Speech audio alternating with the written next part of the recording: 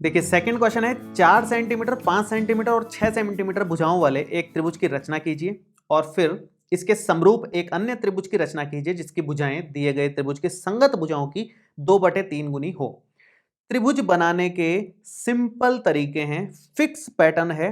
भले ही ये 2/3 आ जाए, मतलब एक से छोटा आ जाए, भले ही एक से बड़ा आ जाए। एक से बड़ा मतलब जैसे 5/3 आ जाता या 7/4 आ जाता, एक से बड़ा भी आ सकता है ये और एक से छोटा भी आ सकता है। तो इसके अकॉर्डिंग हम आगे बढ़ते हैं। फिलहाल जो त्रिभुज इसने दिया हुआ है वो त्रिभुज बनाते हैं, फिर उसके समरूप त्रिभुज की बात करेंगे। तो पहले तो 6 सेंटीमीटर लंबाई वाला एक त्रिभुज बना लो आप। 6 सेंटीमीटर लंबाई में यहां बना देता हूं।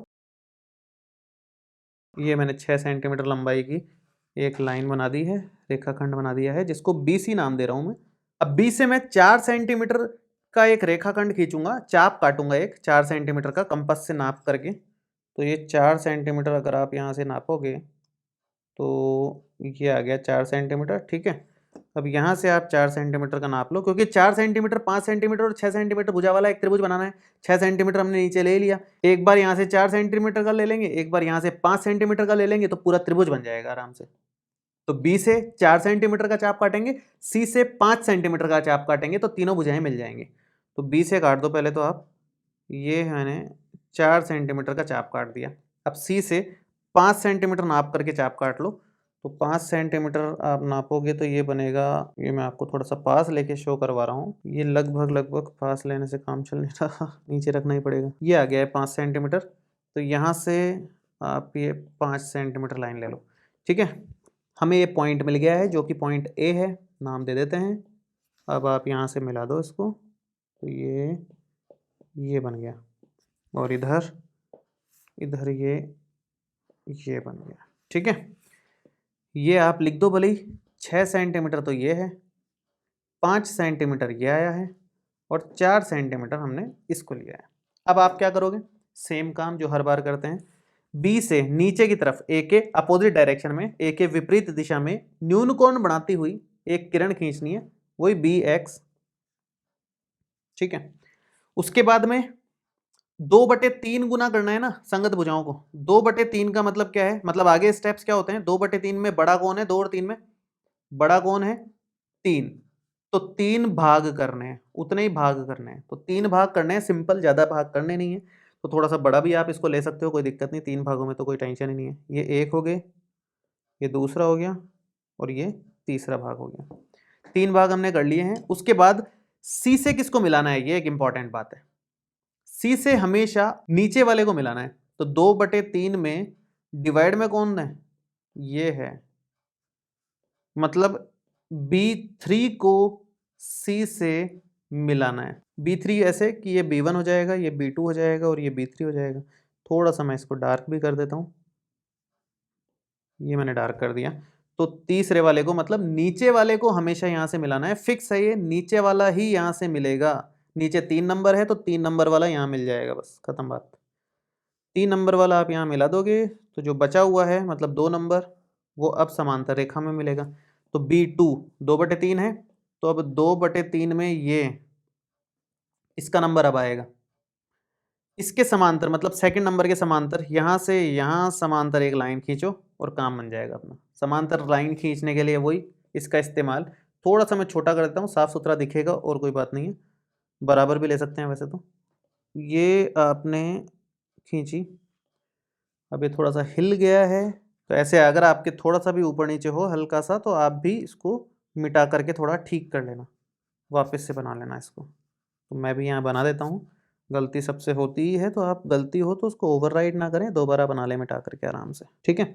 ऐसे ही सेम काम यहाँ से करना है। तो यहाँ से भी आपने ये चाप बना दिया है।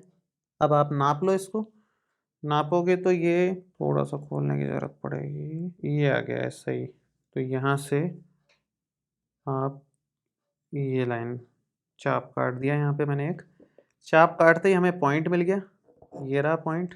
बस इसके समांतर एक लाइन आ जाएगी यहाँ पर, ये लाइन आ गई, ठीक है। अब सेम काम, ये CA के समांतर यहाँ पर एक लाइन आएगी, इसको मैं C' नाम दे देता हूँ। तो वहाँ A' पॉइंट पर एक लाइन और बन जाएगी। तो सेम प्रोसेस रिपीट करना है अपने को। यहाँ से आप सेम टू सेम काम करो, आप यहाँ से चाप काटो, एक तो ये चाप काटा, कितना भी बड़ा खोल सकते हो इसको, इससे कोई पाबंदी नहीं है कि इतना ही बड़ा खोलना है इतना ही छोटा खोलना है, आप मर्जी पड़े उतना छोटा खोलो। ये खोल दिया। अब यहाँ से नाप लो ये कितना है, तो ये लगभग यहाँ तक मिल गया अपने को। तो यहाँ से आप यहाँ से चाप काट लो, ये चाप कट गया। चाप कटते ही आपको पॉइंट मिल जाएगा, ये पॉइंट मिल गया है। एक पॉइंट हमारा ये था ही, बस पॉइंट मिलते ही आप बस खींच दो यहाँ पर लाइन। तो ये लाइन खींची, ये पॉइंट हमें ए डैश प्राप्त हो गया। तो नया त्रिभुज ए डैश बी सी डैश मिल गया फाइनली। इस तरह से बनाना है, बहुत सिंपल तरीका है। आपको बस जिस तरह का त्रिभुज दे रखा है पहले वो बना लो नॉर्मल तरीके से, वो तो हमने 9th क्लास में भी सीखा है कैसे बेसिक त्रिभुज बनाना है। उसके बाद उसके समरूप त्रिभुज बनाने के लिए आप सबसे पहले न्यून कोण बनाते हुए नीचे एक किरण खींचो। इन दोनों में से जो बड़ा है, कौन है बड़ा, यहाँ 3, उतने हिस्से करो। उसके बाद नीचे कौन है, 3 है, तो 3 नंबर वाले को लास्ट वाले से मिला लो, और जो दूसरा बचा ऊपर वाला मतलब उसको उसके समांतर लाइन बना दो, और एक और बार उसके समांतर लाइन बना दो ऊपर की तरफ भी, आपका त्रिभुज तैयार हो जाएगा। बहुत आसान स्टेप्स हैं, कोई मुश्किल बात नहीं है। रचना के जो स्टेप्स हैं वो भी मैं आपको दिखा देता हूँ, बहुत सिंपल है। सबसे पहले तो हमने क्या किया, 6 सेंटीमीटर लंबाई का एक रेखाखंड BC खींचा है, ठीक है, देख सकते हो आप, BC 6 सेंटीमीटर का खींचा है हमने। दूसरा क्या किया है हमने, B से 4 सेंटीमीटर और A से 5 सेंटीमीटर का चाप काटा जो बिंदु A पर मिला। सही बात है, ये 4 सेंटीमीटर, ये 5 सेंटीमीटर का लिया था। BC से शीर्ष A की दूसरी ओर न्यून कोण बनाती हुई एक किरण BX खींची।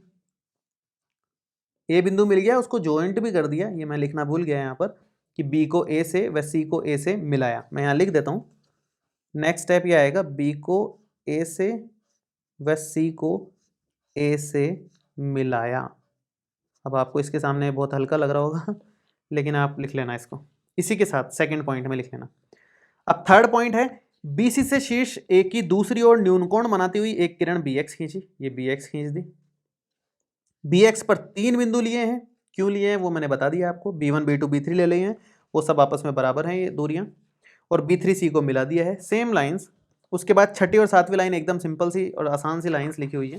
देखो क्या है, छठी लिखी हुई है कि B3C के समांतर बिंदु B2 से होकर जाने वाली, B3C के समांतर, B3C के समांतर मतलब इसके समांतर B2 से होकर जाने वाली और BC को C डैश पर प्रतिच्छेद करते हुए एक रेखा B2C डैश खींची। उसके बाद रेखा CA के समांतर, CA के समांतर और C डैश से होकर जाने वाली और BA को A डैश पर प्रतिच्छेद करने वाली एक रेखा C डैश A डैश खींची, जिससे अभीष्ट त्रिभुज A dash B C dash हमें प्राप्त हुआ। तो ये है रचना के स्टेप्स, आप इसको आराम से देख लो, स्क्रीनशॉट लेना है स्क्रीनशॉट ले लो।